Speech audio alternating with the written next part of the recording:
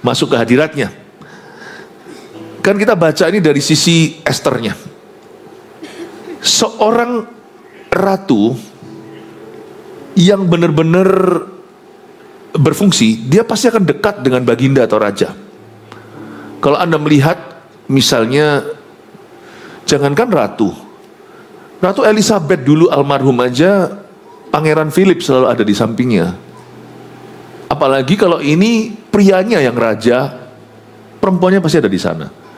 Jadi salah satu bukti pernikahan bahagia adalah mereka selalu bersama. Sekalipun kadang-kadang mereka harus lakukan tugas masing-masing.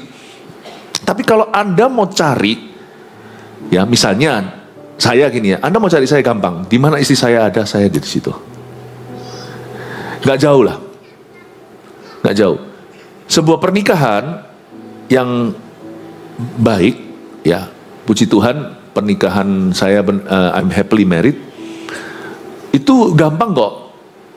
Mau cari di mana suaminya, ya cari istrinya di mana. Atau mau cari istrinya di mana, ya suaminya di mana. Gak terlalu jauh.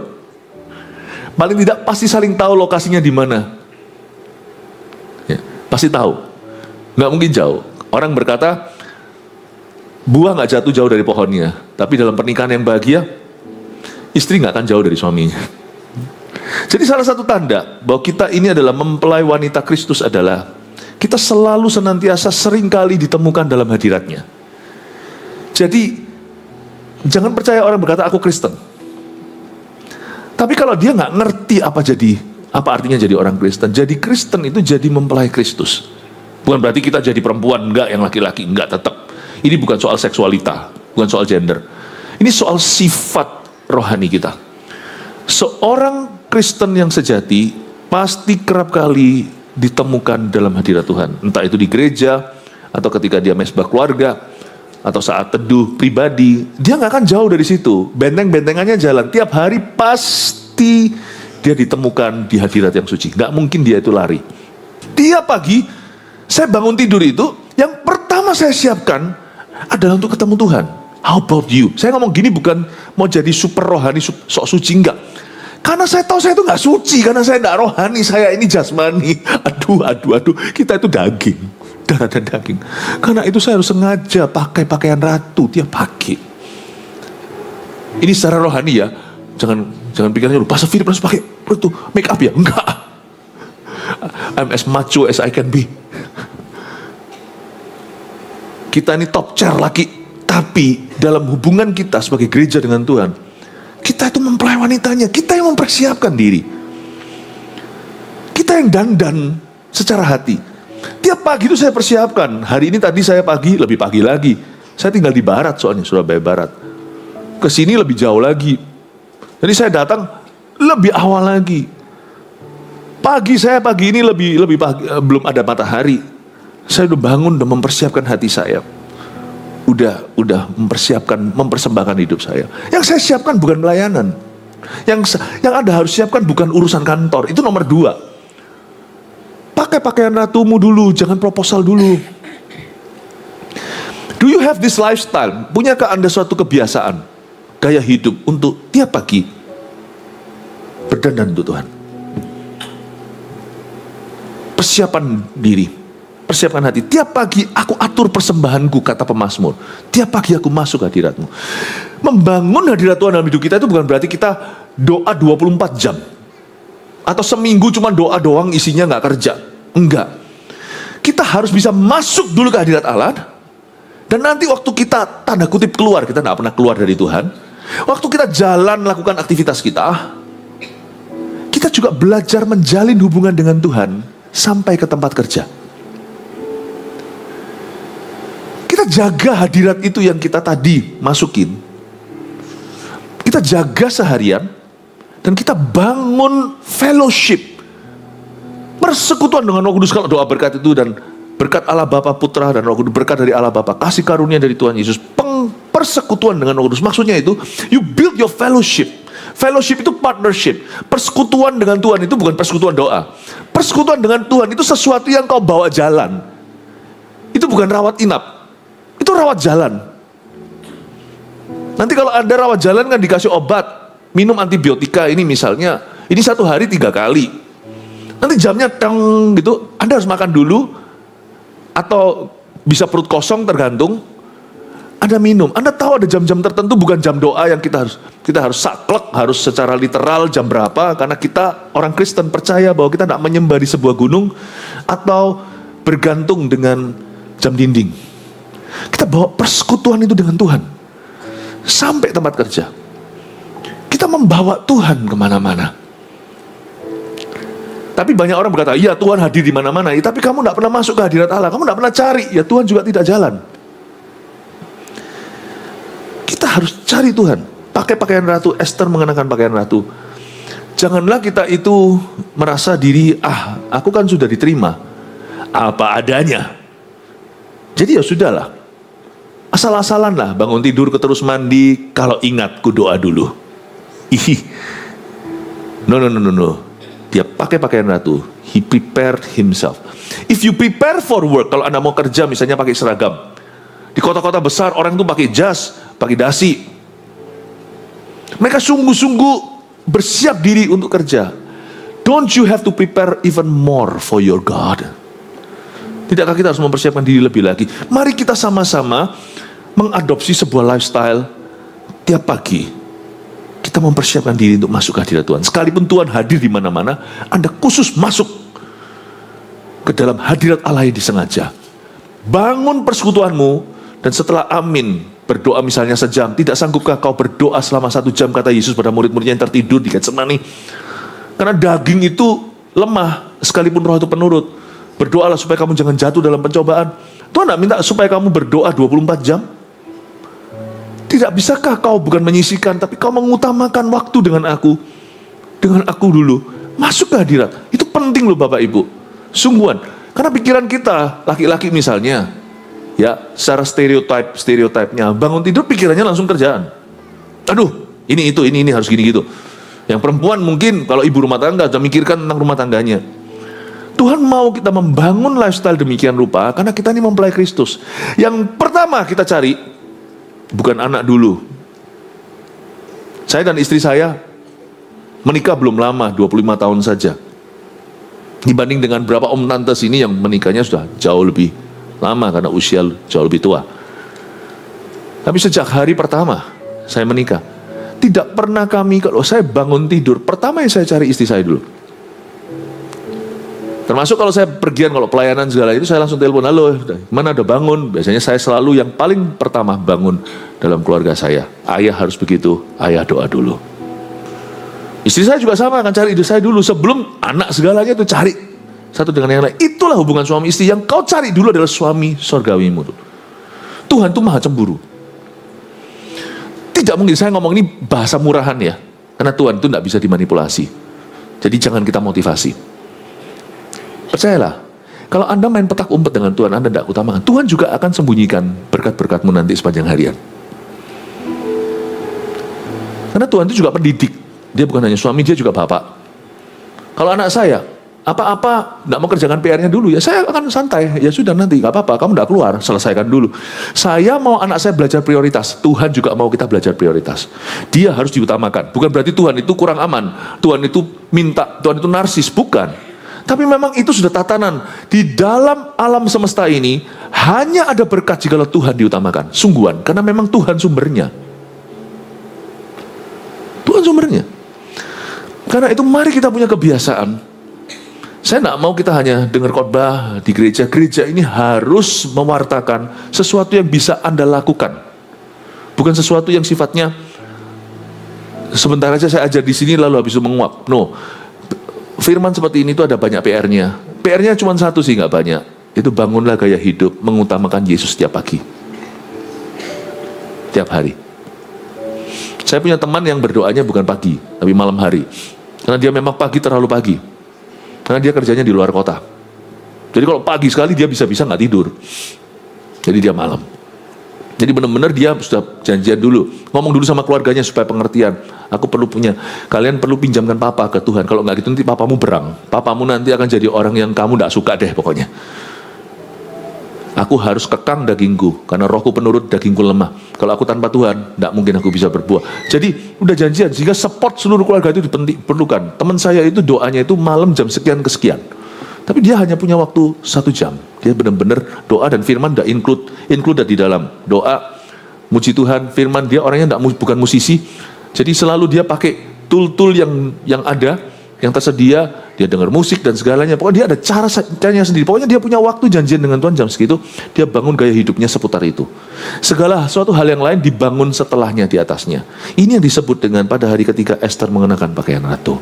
Dia nggak masuk sembarangan. Dia mempersiapkan dirinya sekalipun dia sudah ratu. Mari kita memiliki prinsip yang sederhana ini.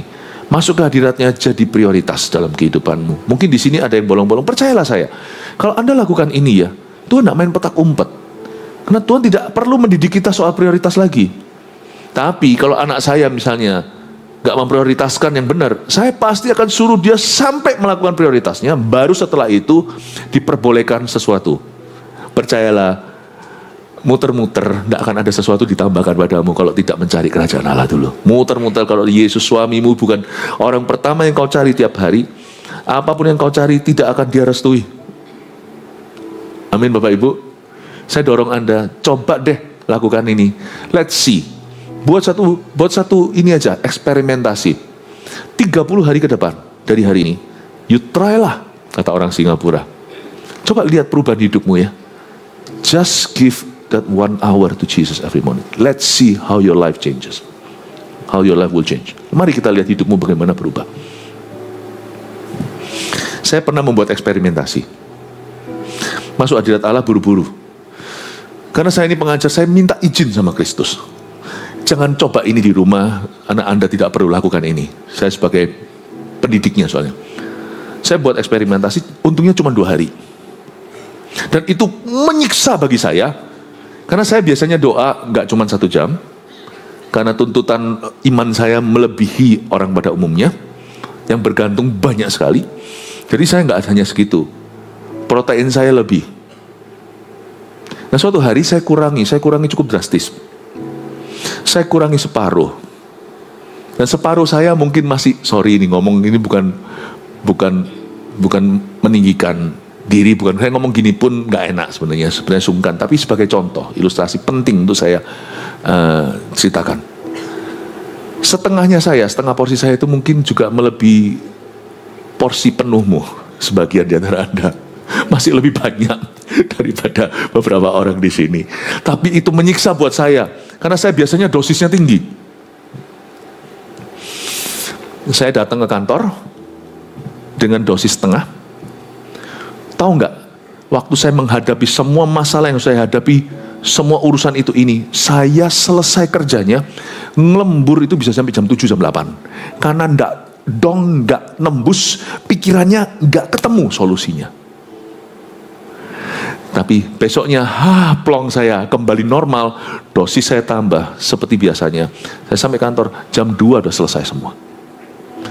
1 jamku yang kukurangi, bertambah 4 jam dalam bahasa Ibrani, kebuletan. Muter-muter di padang gurun, nggak ketemu jalan. 1 jam saya buang untuk Tuhan. Kembali 4 jam hemat. Semua kelar. God doesn't owe anybody anything. Tuhan tidak berhutang sama siapa-siapa. Coba buat eksperimentasi. Masuk ke hadirat Tuhan asal-asalan dan pakai pakaian ratu tiap pagi. Mempersiapkan diri. Let's see 30 hari perbedaan hidupmu. Amin Bapak Ibu. Ya. Oke, dia masuk berdiri, ulang lagi ayat 1. Pada hari yang ketiga Esther mengenakan pakaian ratu, lalu berdirilah ia di pelataran dalam istana raja. Pelataran dalam, bukan di luar, tepat di depan istana raja. Raja bersemayam di atas tahta kerajaan dalam istana, berhadapan dengan pintu istana itu. Ketika raja melihat Esther, sang ratu,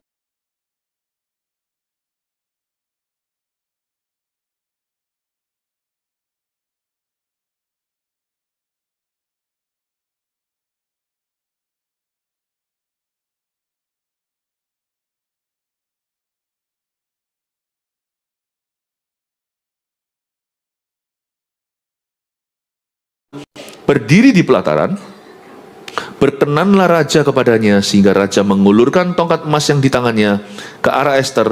Lalu mendekatlah Ester dan menyentuh ujung tongkat itu. Agak aneh sih, ini nggak ada dalam culture atau kebudayaan kita. Ini protokol Persia. Jadi kalau orang masuk ke hadirat Allah tidak dipanggil sama raja, orang kalau ini bukan tentang Allah, ini tentang raja dunia. Orang kalau nggak dipanggil sama raja Persia seperti Ahasiweros ini, dia masuk sendiri ke sana tanpa ada panggilan, termasuk jikalau ratunya sendiri yang masuk, itu ada hukumnya Persia, dia langsung dieksekusi di tempat, dibunuh. Berarti dia tidak menghormati baginda. Atau bisa jadi dianggap membahayakan. Kan kita tidak tahu itu teroris atau apa, gitulah ya. Itu adalah hukum untuk melindungi keamanan dan kemuliaan sang raja. Kecuali apabila sang raja mengulurkan skepter atau mengulurkan tongkat emas, tongkat yang dia pegang selalu tongkat kebesaran. Pejabat juga ada kan, misalnya pejabat tinggi, tentara atau polisi, kan kadang-kadang ada tongkatnya itu. Bukan tongkat beneran karena nggak bisa jalan, bukan tongkat kruk, tapi tongkat yang seperti itu yang dibawa itu kan tongkat kebesaran. Biasanya kalau dinas atau kalau ada upacara apa dibawa. Ya. Kita tahu yang bawa itu hanya perwira tinggi misalnya. Raja punya skepter atau punya tongkat emas, dan kalau tongkat emas itu raja hari itu nggak bete, raja hari itu good mood, diulurkan, orang itu nggak jadi mati. Nah itu adalah hukum Persia. Dan kali ini Ratu Ester memberanikan diri masuk ke istana raja tanpa dipanggil. Waktu dia masuk ke sana itu untung-untungan, kalau rajanya lagi nggak suka hati, itu mati tuh, ratu pun mati. Tetapi hari itu langsung diulurkan. Karena Ester memang sudah puasa dulu, ini ceritanya. Waktu diulurkan, Ester langsung menyentuh ujung tongkat itu. Disentuh dengan tangan yang lembut. Saya bisa bayangkan tangan Ester lembut ginilah. Ya, saya nggak bisa tiru gimana caranya. Ya, dipegang gitu. Satu hal ya, kalau raja di dunia aja bisa merciful, raja di dunia itu bisa bermurah hati, apalagi raja di atas segala raja terhadap anak-anaknya sendiri. Masuk ke hadirat Allah itu bukan perkara murah. Pernah tahu nggak cerita tentang seorang anak muda namanya Saulus yang menganiaya gereja, lalu habis itu dia perjalanan ke Damaskus atau Damsyik, lalu dia jatuh rebah karena kena terang, dia tidak melihat apa-apa tapi mendengar suara, "Aku Yesus yang kau aniaya." Setelah itu kan dia masuk ke kota, 3 hari dia buta. Tahu nggak kenapa kok ada selaput di matanya? Sampai Tuhan utus Ananias, seorang anak Tuhan, seorang hamba Tuhan, untuk tumpang tangan, baru selaput itu copot, 3 hari kemudian dia bisa melihat. Dan setelah melihat juga, setelah itu dia dibaptis dan juga dibaptiskan ke dalam Roh Kudus. Saya pernah sekali baca ayat itu, saya tanya, kenapa kok sampai ada selaput ya? Luar biasa Tuhan itu. Orang ini adalah orang berdosa. Orang ini orang yang menganiaya Kristus. Dan waktu dia ketemu sama Tuhan, langsung Tuhan kasih kontak lens sama dia yang hitam. Itu pun dia lihat terang. Padahal terang ini bukan terang siang, karena waktu itu Saulus sedang mengejar bangsa Israel, nggak mungkin mengejar gereja untuk menganiaya orang Kristen itu pasti siang hari bolong. Itu pasti terang benderang. Kalau terang harus ada terang, nggak mungkin. Itu terang bukan terang alami, itu terang dahsyat. Sampai terangnya matahari aja redup, sampai orang itu buta karena terang ini. Tapi saya tanya, waktu saya baca itu saya renungkan, kenapa kok ada selaput ya? Kenapa dikasih katarak? Kalau enggak, Saulus mati. Ada ayatnya kan, nggak ada orang lihat Tuhan hidup, itu nggak ada. Mati dia pasti. Tuhan Yesus sebelum sampai di depan matanya, beritahu, "Akulah Yesus yang kau aniaya. Mengapa kau aniaya aku?" Tuhan kasih matanya selaput dulu, supaya dia tidak melihat Tuhan dan mati di tempat. Masuk ke hadirat Allah itu menjadi perkara murah hari ini, karena Tuhan tidak pernah menolak kita. Dan kalau kita masuk hadirat Tuhan, kita yang sudah diselamatkan, meskipun kita tidak ketemu hadirat Tuhan secara fisik, kita itu bolak-balik selalu diulurkan tongkat emas. Setiap kali kita datang ke gereja itu bisa aja loh itu kita seperti Ananias Safira, kita mati di tempat karena kita semua orang berdosa. Bisa aja waktu kita saat teduh pribadi itu, kita waktu masuk hadirat Tuhan tidak akan bisa bernafas lagi. Hadirat Tuhan itu sekali, jangan kau anggap biasa. Hadirat Tuhan itu suci. Dia itu holy. Orang bisa mati loh. Minggu lalu saya ketemu dengan satu orang, bukan orang Kristen. Dia dapat mimpi tentang Yesus. Lalu saya tanya-tanya sama saya selesai, saya ceritakan, saya pakai Alkitab aja, semua lewat kebenaran. Ini yang kamu mimpi itu semua ada dalam Alkitab. Setelah itu kita doa, boleh saya doa ya? Doa sederhana aja, cuma duduk gitu. Lalu saya berkata, Tuhan Yesus. Langsung orangnya kayak orang mati gitu, rebah gitu. Tapi saya tahu dia tidak mati. Dia yang sedang rebah dalam roh. Sambil duduk gitu, sampai tiba-tiba saya cuma bilang Yesus gitu aja, bam. Kita jadi biasa dengan kata Yesus. Karena dia tidak pernah bunuh kita. Karena dia tidak pernah tolak kita. Hanya karena tongkat emasnya selalu terulur untuk sang ratu, yaitu you, me and you. Jangan kita jadikan itu gampang. Tahukah bahwa kita bisa aja mati di hadirat Tuhan? Meskipun kita tidak melihat Tuhan, kita bisa mati. Waktu saya sedang pelayanan dulu di Burma, saya masih ingat kok. Tuhan melawat, itu kan ada dokumentasinya. 20 cowok-cowok ikut sama saya dan istri saya pergi. Itu masih dalam situasi yang cukup bahaya. Setelah selesai lawatan Tuhan terjadi, yang Anda lihat itu loh. Ketika saya doa, tiba-tiba orang rebah satu stadion. Itu saya turun dari samping. Lalu ketemu security-nya semuanya yang berjaga. Mereka semua bukan anak Tuhan. Saya cuma lewati, saya bilang thank you, terima kasih, thank you. Nggak ngerti terima kasih mereka. Mereka thank you, bisa lah ya bahasa Inggris dikit. Thank you. Bek semuanya. Itu security dengan pistol di sini. Pam. Wow. Tempat yang tidak pernah lihat terang. Dengar nama Yesus, Tuhan datang di ruangan itu ketika saya berkhotbah. Itu orang berdiri aja nggak bisa. Waduh, Pastor Philip, kita butuh yang begitu. Ya puji Tuhan kalau dapat pengalaman. Tapi jangan kau gantungkan itu untuk menghormati hadirat Tuhan. Kita ini sudah ada in Christ, di dalam Kristus. Mungkin siapa di sini kalau misalnya kita lagi mau swimming, mau renang nih, mau renang masuk ke kolam itu, dingin airnya. Kita kira kalau hawa panas, airnya ikut panas. Ternyata enggak, kalau hawa panas itu justru kerasa air dinginnya. Dingin. Tapi setelah Anda cemplung sekian lama, nggak dingin ya. Dan ketika Anda menyelam, tadi waktu masuk kerasa basah, waktu menyelam kerasa biasa. Orang yang sudah ada di dalam air tidak merasa basah. Orang yang sudah berada di dalam sebuah kedalaman tidak merasakan airnya, because you are already inside. Anda sudah ada di dalam. Kita in Christ, kita ada dalam Kristus. Karena itu jangan sampai Tuhan terasa biasa. Saya pergi ke tempat yang tidak pernah lihat terang, bangsa yang tinggal dalam kegelapan. Pertama kali mereka dengar Injil. Berdiri aja nggak bisa, sekalipun pegang senjata. Bam. Itu saya lewatin aja, bukan saya yang sakti. Wih, Pastor Philip ya, bayang-bayangnya diurapi. Nggak ada bayang-bayang, itu di dalam stadion. Gak ada bayang-bayang. Saya cuma lewati, thank you. Saya lewati, bem. Saya bilang, wow, kok gak terjadi di sini? Loh, puji Tuhan kalau terjadi. Kita boleh tuh minta pengalaman baru. Tapi jangan bergantung itu. Hari ini kita di sini diingatkan bahwa kita sudah in Christ, kita sudah berada di dalam Kristus. Kita sudah menyatu.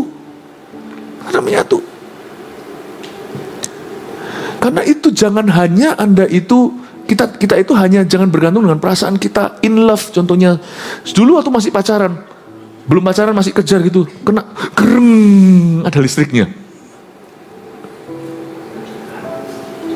Jangan bergantung feeling in love.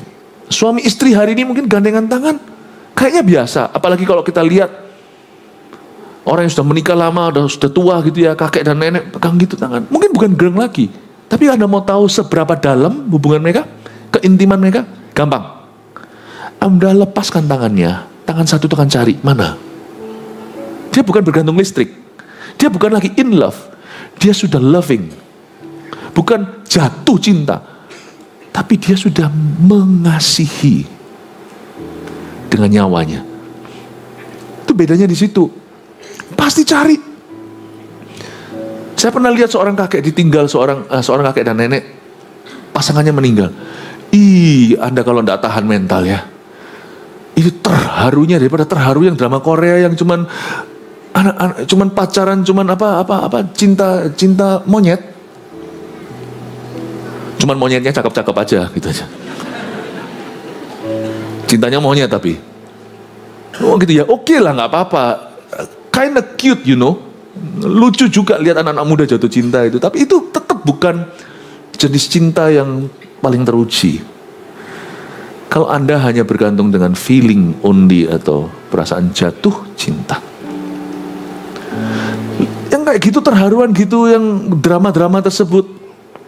Iyalah paling cuma terbawa suasana. Anda baru terharu lihat kakek nenek itu yang saya maksudkan tadi. Tinggal pasangannya dia nangis. Aku tidak bisa hidup tanpa kamu. Tunggu aku. Itu saya di situ. Saya lihat, wow, this is no longer the level ecek-ecek kaki, basah-basah. Ini sudah sebuah kedalaman. I cannot. Sama Tuhan. Gereng ada? Ada. Kadang-kadang mendoakan orang juga kerasa lawatan Tuhan. Kadang saya kerasa, kadang enggak. Bahkan waktu saya enggak kerasa pun, kalau saya tumpang tangan sesuatu terjadi. Enggak harus, saya harus merasakannya. Kadang merasa, kadang enggak. Don't worry. Tapi coba suruh saya seperti tadi, dosis saya dikurangi setengah. Saya menderita loh hari itu, terus terang. Menderita pol saya. Hasil berhenti, saya tidak mau eksperimen gini lagi. Untungnya ini bukan eksperimen dosa. Kalau dosa jangan eksperimen. Itu pengkhotbah itu Salomo agak sedikit ekstrim eksperimennya. Jangan coba yang ke situ.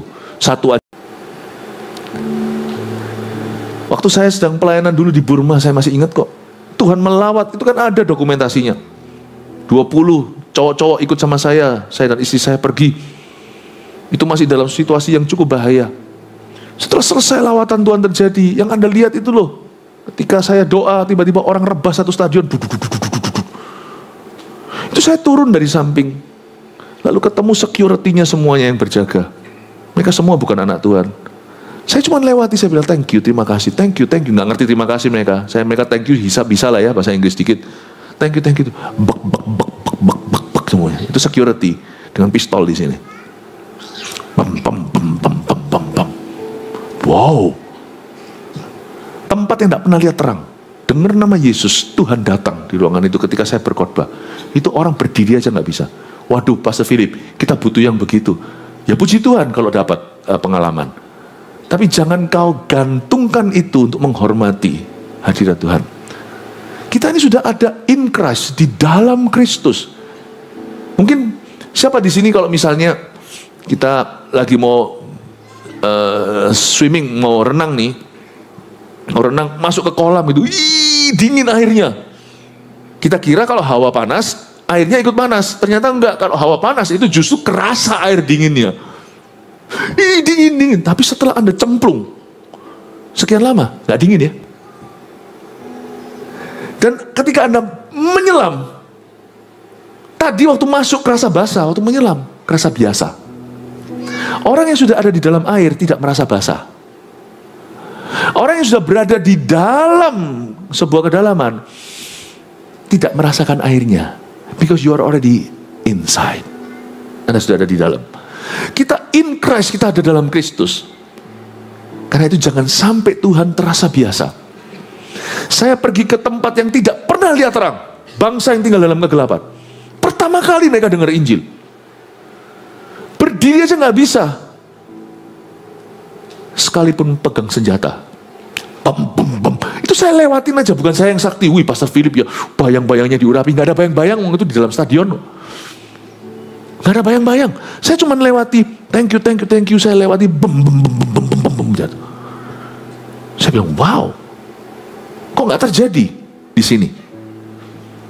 Loh, puji Tuhan kalau terjadi. Kita boleh tuh minta pengalaman baru. Tapi jangan bergantung itu. Hari ini kita di sini diingatkan bahwa kita sudah in Christ, kita sudah berada di dalam Kristus. Kita sudah menyatu. Karena itu jangan hanya Anda itu, kita itu hanya jangan bergantung dengan perasaan kita in love. Contohnya, dulu waktu masih pacaran, belum pacaran masih kejar gitu, kena kereng, ada listriknya. Jangan bergantung feeling in love. Suami istri hari ini mungkin gandengan tangan, kayaknya biasa. Apalagi kalau kita lihat orang yang sudah menikah lama, sudah tua gitu ya, kakek dan nenek pegang gitu tangan. Mungkin bukan gereng lagi. Tapi Anda mau tahu seberapa dalam hubungan mereka? Keintiman mereka? Gampang. Anda lepaskan tangannya, tangan satu tangan cari, mana? Dia bukan bergantung listrik. Dia bukan lagi in love. Dia sudah loving. Bukan jatuh cinta. Tapi dia sudah mengasihi dengan nyawanya. Itu bedanya di situ. Pasti cari.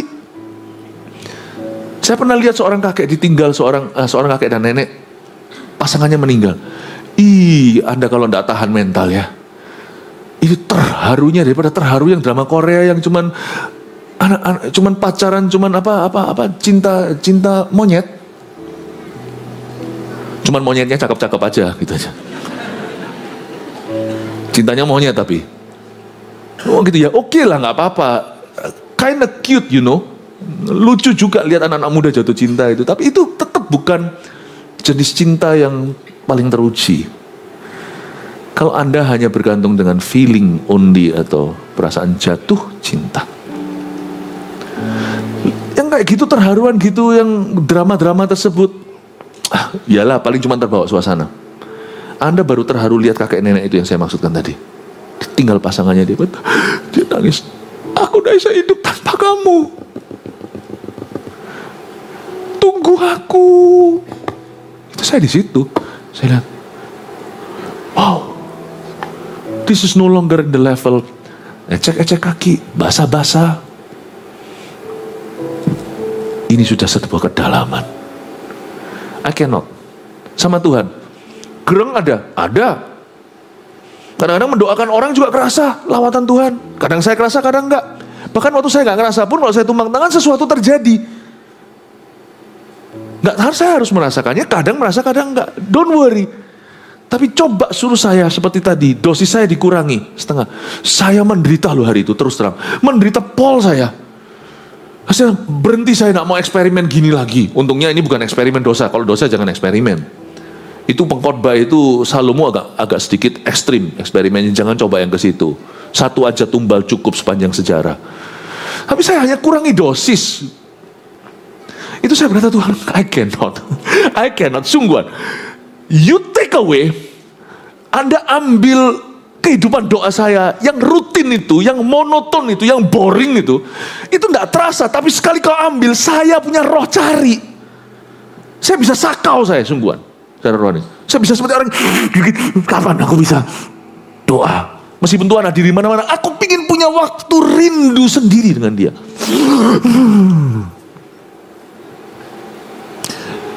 Build your intimacy with God. Sampai satu titik di mana bukan hanya Lord, I can pray. Tapi Anda harus bisa ngomong gini, I cannot live without praying. Bukan lagi, aku bisa berdoa. Tapi aku nggak bisa nggak berdoa. Bukan lagi seperti orang yang jatuh cinta, oh, I can live with you. I want to live with you for the rest of my life. Aku bisa hidup sama kamu seumur hidupku. Ini dia pilihanku. Will you marry me? Wah. Tapi lebih ke sini. Orang yang sudah kunikahi, seumur hidupku, I cannot live without her anymore. Aku tidak bisa hidup tanpa dia lagi. Dulu mungkin di level aku bisa hidup sama orang ini. Sekarang sampai di level aku harus menyesuaikan. Awal-awal pernikahan mesti harus menyesuaikan. Tapi setelah sekian lama, aku tidak bisa hidup sama dia. Kalau aku bisa hidup lagi dan lagi di dunia, tetap orang ini yang ku cari. Sampai ke ujung dunia, aku akan nikahi dia. Saya tidak bisa melihat eternity, kekekalan tanpa dia. Saya enggak.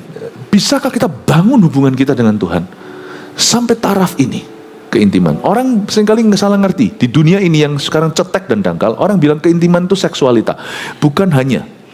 Keintiman itu kedekatan demikian rupa, I cannot live without you. Aku tidak bisa hidup tanpa kamu. Bisakah kita mencapai titik itu dengan Tuhan, di mana kita bangun lifestyle kita bertahun-tahun sampai satu titik di mana aku tidak bisa hidup tanpa Kristus. Aku tidak bisa hidup tanpa ini. Mendingan aku tidak makan roti daripada tidak makan firman dari mulut Allah. Manusia hidup bukan hanya dari roti saja. Bapak ibu saudara, saya sedang menawarkan sebuah ide kepada Anda untuk membangun hubungan rohanimu sungguh-sungguh dekat dengan Tuhan di hari-hari ke depan. Amin Bapak ibu. Ya. Kita lihat sekarang, sudah saya jelaskan tentang the scepter, tongkat emas. Mari kita lihat ayat yang ketiga. Tanya raja kepadanya, apa maksudmu hai Ratu Ester, dan apa keinginanmu? Sampai setengah kerajaan sekalipun akan diberikan kepadamu. Jawab Ester, jikalau baik pada pemandangan raja, datanglah kiranya raja dengan Haman pada hari ini ke perjamuan yang diadakan oleh hamba bagi raja. Maka titah raja, suruhlah Haman datang dengan segera, supaya kami memenuhi permintaan Ester. Raja sangat menghargai persiapan Ester. Raja ini Raja Ahasiweros ya. Saya bandingkan dengan Tuhan ya. Itu sorga dan neraka ya. Raja Ahasiweros ini terkenal sangat-sangat bengis sama musuhnya. Ini orang keras. Saking kerasnya, Ratu Wasti tolak sekali aja permintaannya, pecat dari ratu loh. Nggak main-main. Jarang terdengar ratu dipecat. Lady Diana aja. Itu pelan-pelan. Itu pun setelah teriak-teriak tuh rakyat, akhirnya dipertahankan gelarnya sebagai putri. Ini Ahasiweros terkenal orangnya itu sangat-sangat tangan besi. Kalau nggak gitu mana bisa dia itu mimpin dari India sampai Ethiopia kerajaannya. Dia itu di Persia, yaitu daerah Iran sana. Coba bayangkan, saya pernah hitung, itu 23 negara termasuk di dalam pemerintahannya, dalam kuasanya. 3 benua. Afrika masuk ke Asia, ada 3 benua, 127 provinsi. Ini orang sangat-sangat keras sekali. Dia aja terharu lihat Ester begitu. Bapak ibu, saya ingin beritahu kepada Anda bahwa Tuhanmu itu tidak keras. Meskipun dia itu jauh tak terhingga lebih berkuasa. Tuhanmu itu lembut hati. Yesus sendiri berkata, aku lemah lembut dan rendah hati. Makanya itu ada kata di Ibrani, Tuhan menyediakan berkat buat orang yang sungguh-sungguh mencari dia. Sebab barang siapa mencari dia akan memperoleh upahnya. Tuhan itu nggak tahanan. Orangnya itu nggak tegaan. Tuhan kita tuh raja di atas segala raja. Dia bukan raja tega. Bapak ibu, nggak heran kalau orang itu cari Tuhan sekalipun dalam salahnya. Kalau dia cari Tuhan dengan tulus, Tuhan langsung ditemukan. Tuhan nggak pernah main petak umpet lama. Pada waktu si Ester itu mempersiapkan diri demikian rupa, raja bengis aja terharu, apalagi Kristus. Maka titah raja ayat 5, suruh Haman datang dengan segera, supaya kami memenuhi permintaan Ester. Raja ini bukan nggak bisa dibandingkan dengan Tuhan. Tapi raja ini tidak maha tahu, karena dia adalah manusia biasa seperti Anda dan saya. Raja ini tidak mengerti bahwa Haman itulah kulpritnya, Haman itulah antagonisnya, Haman itulah si jahat. Lalu raja datang dengan Haman ke perjamuan yang diadakan oleh Ester. You see, kalau kita itu punya hubungan intim dekat dengan Tuhan, saya ngomong gini supaya bukan supaya kita menjadi manipulatif dengan Tuhan, ya. Tapi saya menyatakannya sebagai fakta. Ini adalah sebuah statement saja. Keintiman dengan Tuhan yang dibangun itu advantage-nya luar biasa. Sungguhan. Surga susah nolak Anda. Ini orang gak ngerti. Orang biasanya hubungan dengan Tuhan transaksional.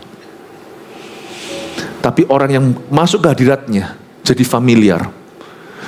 Waktu kita membangun lifestyle dekat sama Tuhan, ini bukan sebagai hukum Taurat ya, harus lakukan, kalau tidak masuk surga. Apa hubungannya?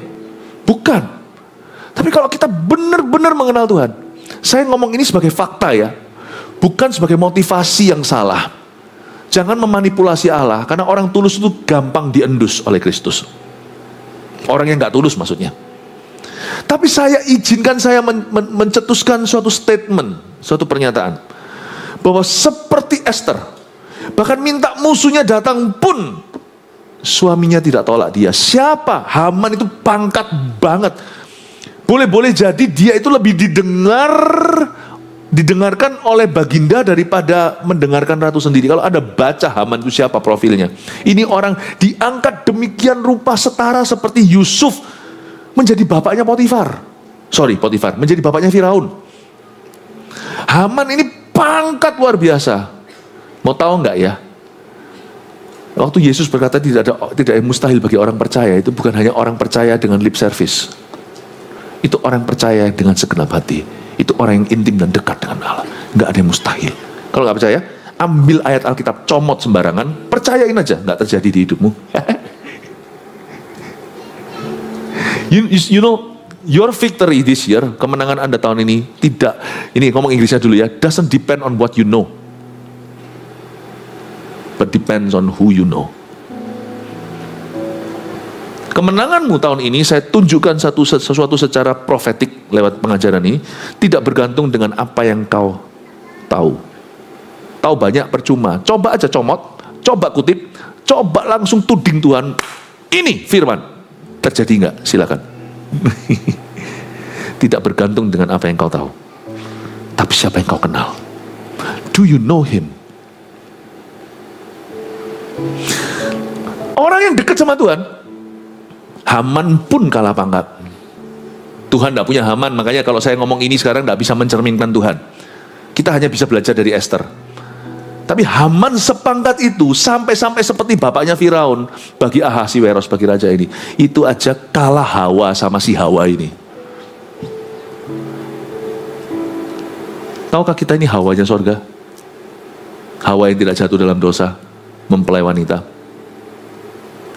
Tahukah waktu kita masuk hadirat Allah, Tuhan yang Maha Kuasa, yang tidak takut siapa-siapa, memberikan dirinya untuk kau pengaruhi. Hebat ya. Saya tidak ngomong ini merendahkan.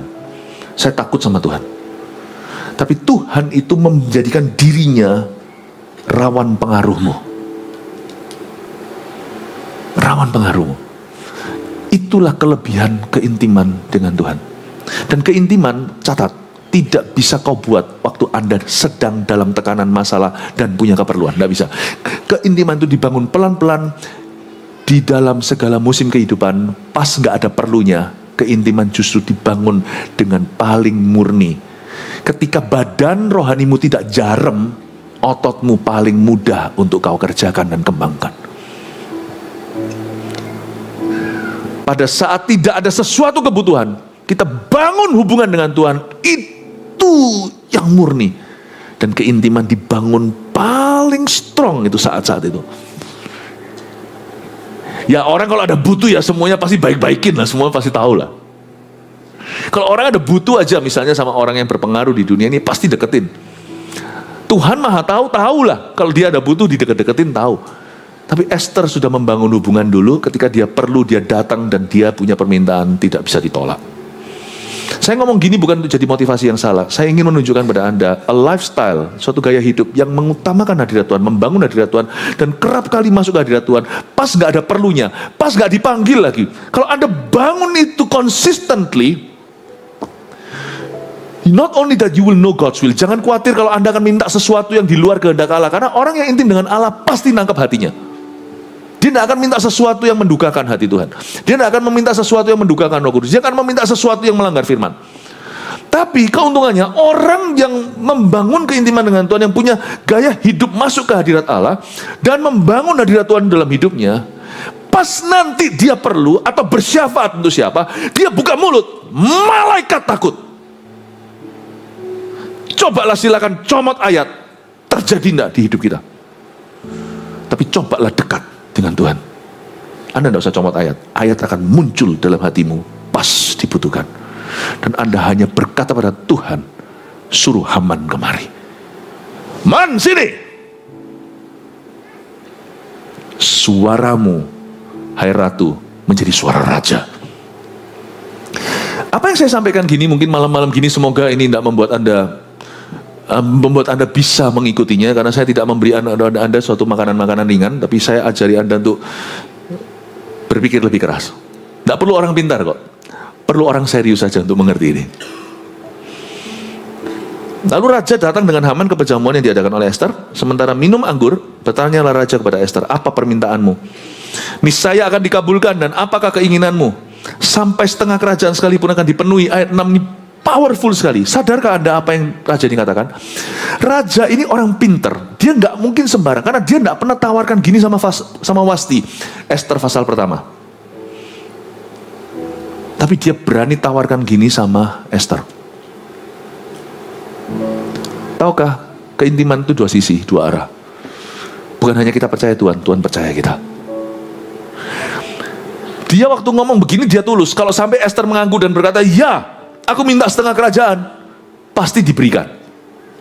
Tapi raja tahu bahwa Esther tidak begitu. Jadi raja bukan pancing dia atau menjebak. Tapi raja bilang, sampai setengah kerajaan sekalipun akan dipenuhi. Karena dia tahu dalam hatinya ada permintaan serius dalam hati ratunya. Dan itu bukan minta kerajaannya, karena dia dari awal sudah tahu sifatnya.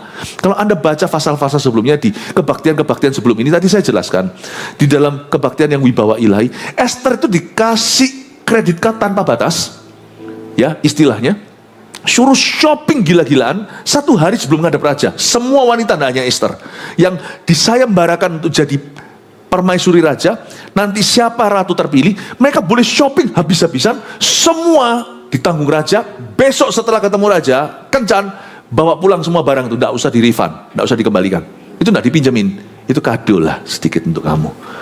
Esther nggak ngambil apa-apa, kecuali yang disarankan oleh sida-sida yang take care perempuan-perempuan ini, yaitu namanya Hegai. Dan itu sampai ke raja, karena Hegai itu sida-sida yang sangat dekat sama raja, memberi laporan.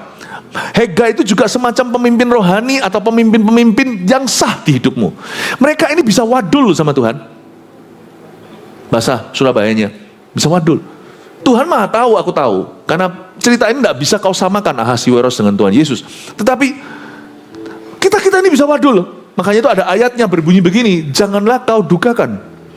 Tunduklah kepada pemimpinmu, itu bukan berarti tunduk pada semua pemimpin, mereka mau apa terserah. Jangan, kalau mereka mengajarkan yang salah, jangan kau ikuti. Kalau mereka melakukan yang salah, kau harus lawan. Kita harus berkata, oh, tidak boleh. Apakah meraba-raba lawan jenisnya, atau melakukan suatu pelecehan ini adalah bagian tugasmu? Bukan, ini kesalahan, bahkan kriminalitas. Anda harus berani berkata, no. Berani berkata begitu. Tapi kalau pemimpin yang baik, yang takut akan Tuhan, yang mengajarkan firman Tuhan, sekalipun tidak sempurna, tetapi pemimpin yang sudah memimpinmu dengan baik dan bijaksana. Ada ayatnya, tunduklah pada pemimpinmu, supaya mereka memimpinmu dengan sukacita, jangan dengan keluhan, sebab itu tidak ada gunanya buat kamu. Hegai-hegaimu bisa laporkan ke Tuhan, ngeluh ini domba ini susah. Ada juga yang berkata, Tuhan terima kasih untuk domba sejati ini. Dan itu keuntungannya bagi Esther sendiri. Hegai beritahu sama Ahasiweros, tahu nggak, ada satu perempuan baginda, beda banget, 1490 yang lainnya, perempuan semuanya, wah kalau sudah shopping, udah lupa, besok ketemu raja, mereka nggak mikir rajanya, mereka mikir apa yang mereka bisa dapatkan untuk dirinya. Ini satu perempuan nggak murahan, satu perempuan nggak mauan. Dia tanya sama saya loh baginda, dia tanya sama aku, kira-kira apa yang baginda suka ya, gaun seperti apa, minyak wangi seperti apa? Ada minyak wangi kasai gitu ya. Setengah tahun ada minyak namanya kasai, minyak kasai. Setengah tahun mereka berlumuran dengan mur dulu, di detox dulu, setengah tahun berikutnya mereka pakai minyak yang benar. Saya bisa bayangkan Hagar ini, siapa namanya? Esther. Esther ini tanya, kira-kira dari minyak wangi mahal semuanya parfum ini, yang raja paling suka yang mana yang biasanya dipakai sama Vasti? Yang lainnya nggak peduli tanya itu. Wah ini aku tahu nih, aku sudah pernah lihat etalase, tapi karena aku bukan dari keluarga berada, aku kepingin beli nggak bisa. Wah sekarang kasih kredit card, bisa shopping gila-gilaan seharian, ini semua milikku. Aku mau ini burung. Kalau bisa yang ini semua 5 warna aku ambil semua. Hanya satu Esther ngambil seperlunya. Kan ketemu raja cuma sekali, semprot sekali kan nggak habis satu botolnya. Dan ditanya mau yang botol yang besar atau yang kecil? Yang kecil aja. Hegai berkata, kok yang besar? Ambil semua. Enggak, yang kecil aja, saya enggak butuh sebanyak itu. Dia lihat, wow. Terus dia ngomong sama pegawainya, ambilin yang besar. Dan hatinya dia berkata, aku akan wadul ke raja, aku akan beritahu, ini ratunya. Tahukah beberapa orang mendapat berkat karena pemimpinnya berdoa, Tuhan, ini orang kau harus pilih. ini orang Tuhan, kau harus berkati. Tapi ada yang mengeluh, aduh Tuhan, orang ini, Tuhan, aku mengasihi dengan penyalipan daging. Ku kasih kau bukan dengan kasih Yesus saja, ku kasih kau dengan salib Kristus. Tuhan akan tahan sesuatu. Tahukah ada doa-doa tertentu yang membuka pintu, ada doa-doa tertentu yang menutup pintu. Doa pemimpinmu, doa orang tuamu. Saya tambah-tambahkan sedikit pewahyuan sana sini ya. Anda masih bisa ngikuti saya ya? Ya. Dia tahu bahwa Esther nggak gitu. Karena itu dia berani, dia berkata, coba baca lagi ya. Dan apakah keinginanmu, ayat 6 kalimat terakhir. Apakah keinginanmu? What do you want? Sampai setengah kerajaan sekalipun. Bukan berarti dia akan minta kerajaan. Dia minta setengah kerajaan. Dia bilang sampai setengah kerajaan. Karena dia merasa di ratunya ada suatu pergumulan jiwa yang dahsyat. Dia nggak tahu itu apa. Dan waktu dia lihat istrinya menderita batinian, itu raja yang begitu maha, M huruf kecil dan tanda kutip maha kuasa di zamannya, itu betahan, nggak tahan, ingin melepaskan istrinya dari agony ini, dari penderitaan ini. Tahukah ada orang tertentu yang ngeluh sama Tuhan, lalu malaikat berkata, itu biasa Tuhan, ini langganan Tuhan. Tapi ada yang mulai kelihatan wajahnya gitu, semua panik di alam sorga. Tuhan yang maha tahu, dia tahu, aku ingin melepaskanmu dari agony ini. Ada doa tertentu, ada orang tertentu yang membuat hati Yesus resah. Ada orang yang membuat Yesus berkata, ya sudah, nanti aja kamu tunggu. Meskipun kita semua pasti akan menanti jawaban doa, tidak semua diberikan hari ini. Tapi ada orang tertentu yang tidak ada efek di hatinya. Marta, bukan berarti Marta itu jahat, Marta itu baik. Tapi Maria benar-benar membangun waktu quality itu. Coba Anda baca di Perjanjian Baru, ketika Lazarus mati, ini cici-cicinya datang. Cici-cicinya. Marta datang, coba Anda lihat ya, itu sungguhan bukan kebetulan. Kutipan kata kalimat Marta sama Maria, plak, jiplak. Marta berkata, kalau engkau ada di sini, saudaraku tidak mati. Lalu Tuhan malah justru ajak dia debat untuk bukan berdebat, tapi untuk memperbaiki cara berpikirnya. Apa maksudnya? Dia pasti akan hidup. Dia pasti akan, akulah kehidupan, akulah kebangkitan. Tidakkah kau percaya? Maria datang, ngomong yang persis itu. Yesus tidak berdebat dengan dia. Yesus tidak membetulkan apa-apa, karena Yesus tahu dan Yesus sudah percaya. Waktu baru ngomong begitu, coba Anda baca, menangislah Yesus. Dan dia berkata, mana adikmu? Lazarus, keluarlah. Kalau perlu, ikutlah sekalian Zakius. Nggak ada. Ini cuma hanya joke saja, malam-malam supaya jangan terlalu serius. Yang dibangkitkan bukan Zakius ya. Yang dibangkitkan adalah Lazarus, keluarlah. Kok Marta nggak mempan? Kata kalimat quote-nya persis pelak. Yang satu buat Yesus berdebat, yang satu buat Yesus menangis. Saya beritahu kuncinya, bukan pengetahuan. Tulis ini, kedekatan. Bangun kedekatan. Orang boro-boro bangun dekat sama pejabat segalanya di mana-mana. Sama Tuhan nggak rasa butuh. Gampang. Padahal Tuhan ini pegang nyawa. Tuhan ini gak pegang nyawa. Luar biasa ya. Maka jawab Esther, permintaan dan keinginan hamba ialah, aduh luar biasanya, jikalau hamba mendapat kasih raja dan jikalau baik pada pemandangan raja, mengabulkan permintaan serta memenuhi keinginan hamba, datang pula lah kiranya raja dengan Haman ke perjamuan yang akan hamba adakan bagi raja dan Haman, maka besok akan hamba lakukan yang dikehendaki raja. Malah tambah penasaran. Dia tanya, lu mau apa? Enggak, raja datang aja ke my tea party. Besok aku janji, I will tell you, my darling. Penasaran malahan. Haman happy, ya kita nggak usah baca, nanti baca aja di rumah. Haman berkata, wow, hey guys, tahu nggak? Aku diundang sama ratu dari semua pejabat negara. Hanya saya saja yang dipanggil sama nyonya. Wah, dia gaya-gaya. Haman ini orang jahat. Dia masuk perangkap. Tidak semua kemenanganmu karena strategimu bagus, tapi keintimanmu bagus dengan Tuhan. Percayalah, ada banyak kebetulan yang Tuhan sediakan di tahun 2005 Anda nginjakkan kaki, orang lain nginjakkan kaki, langsung terlilit. Anda nginjakkan kaki kanan, kiri, keluarnya itu melodi do, re, mi, karena misstepnya tidak ada. Semua kaki di mana Anda berpijak ada timing-timing yang indah. Itu bisa ketemu, bukan berarti tidak ada masalah. Musuh masih ada, singa mengaum-ngaum ada, orang-orang yang jelekkan, orang-orang yang iri, semua ada, semua satu paketan. Tapi Anda itu bisa menginjak kepala singa, dan menginjak anak singa dan ular beludak. Itu bisa seperti Anda itu menari-nari seperti Habakuk katakan di atas bukit-bukit seperti kaki kijang atau kaki rusa. Kaget Anda, musuh ada. Tapi Anda itu bisa selalu tepat waktu. Kok bisa ya? Ada berkat itu bukan karena strategimu bagus atau programmu. Udah pakai program apa aja lah. Asal Anda sudah riset, due diligence dilakukan, lakukan apa yang terbaik. Ngapain kita lakukan yang buruk kalau kita tahu apa yang baik? Tapi nanti Anda lihat ya, penyertaan Tuhanlah yang membuatmu menang. Dan musuh akan masuk ke perangkapmu. Karena di mana ada keintiman, musuh-musuh akan masuk ke perangkapmu. Anda tidak perlu menjebak, karena orang yang menjebak akan jatuh ke dalam lubang yang dia gali. Biar Tuhan yang akan menjebak musuhmu. Lihat ya, orang yang nanti akan hina Anda, orang itu sendiri yang berurusan dengan Tuhan. Ketika Anda hanya dekat sama Tuhan, lakukan bagianmu saja, dan punya hidup doa. Lalu nanti kerja ya kerja, nggak kerja ya jangan makan, jangan doa saja. Waktu Anda kerja, sekolah, lakukan bagianmu, itu porsimu, Tuhan menyertaimu. Anda kan lihat ya, aneh sekali, aneh bin ajaib. Semua senjata ditempa melawanmu, malah kebalik menjadi cerita glorimu. Itu heran. Itu sungguh-sungguh dari pihak Tuhan, itu bukan dari sisimu. Kemenanganmu tahun ini bukan terjadi karena strategimu bagus. Dan juga bukan karena kau lihai dan semuanya. Kemenanganmu akan terjadi karena penyertaannya.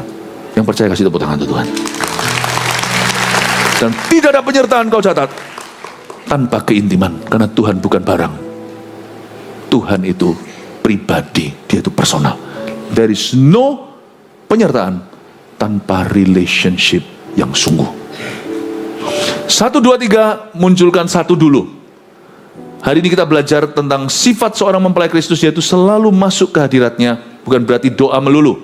Tapi yang pertama, tuliskan ini. Berinisiatiflah untuk mendekat pada Tuhan tanpa diminta. Dan jangan waktu terpaksa. Ya, kita itu pinter yang gini-gini kita tahu. Oh, kata orang, pagi-pagi yang sehat. Ini saya bukan saran, ini ilustrasi. Oh, minum air lemon dulu segala, perut kosong lah, apa segala. Makan apa namanya, cuka apel lah segalanya. Wah, kita tahu untuk kesehatan tubuh kita, tapi kesehatan rohani kita tidak pernah dipedulikan, tidak pernah dirawat, tidak pernah disengaja. Saya kasih saran, kalau yang ini saya tahu ini betul. Berinisiatiflah untuk mendekat pada Tuhan tiap hari, tanpa diminta, dan jangan tunggu kau terpaksa. Waktu perutmu kosong, tidak ada masalah. The best time untuk masuk ke hadirat Tuhan. 2, jangan terburu-buru ketika bersekutu dengan Allah. Esther nggak buru-buru, minta apa? Nanti next tea party. Nggak buru-buru, nggak tergesa-gesa. Nikmati. Kalau makanya itu penting sekali kita punya set waktu. Kalau nggak gitu, waktu itu selalu di courting. Nggak percaya ya? Coba ya. Misalnya kalau ada di sini yang latihan perut ya, seperti kalau orang nge-gym ya, ngeplank ya. Ngeplank. Siapa di sini ngeplanknya? Ngeplank tahu ya? Yang bisa lurus gini aja doang, nggak ngapa-ngapain, tapi tahan. Wah, gampang gitu aja loh. Aku bisa 10 menit, coba. Tahu yang ngeplank kan? Kaku gitu tok. Tapi ya jangan curang. Ya, ininya agak sedikit ditekuk begini supaya wah perutnya yang masuk begini. Coba. Kalau kita nge-flow aja, sak kuatku katanya. Nanti pertama 1 menit. Besok kita akan merasa 50 detik, 30 detik, 20 detik, lama-lama enggak. Kita harus punya patokan. Sekian. Doa itu tidak ada patokannya seharusnya. Patokannya itu untuk kita, bukan untuk Tuhan. Ya. Kalau saya tahu 1 menit, ya saya 1 menit. 2 menit, ya saya 2 menit. Lihat, 2 menit kok kerasa seperti 2 juta tahun. Siapa yang komplainnya bisa 2 menit, 3 menit? Angkat tangan. Ada nggak? Ayo ngaku dosa. Siapa yang ngeplanknya bisa 1 menit? Angkat tangan. Siapa yang nggak tahu ngeplank itu apa? Saya taunya ngepel. Ya sudah. Kalau kita nggak punya patokan, kita pasti akan terburu-buru karena daging kita akhirnya berbicara.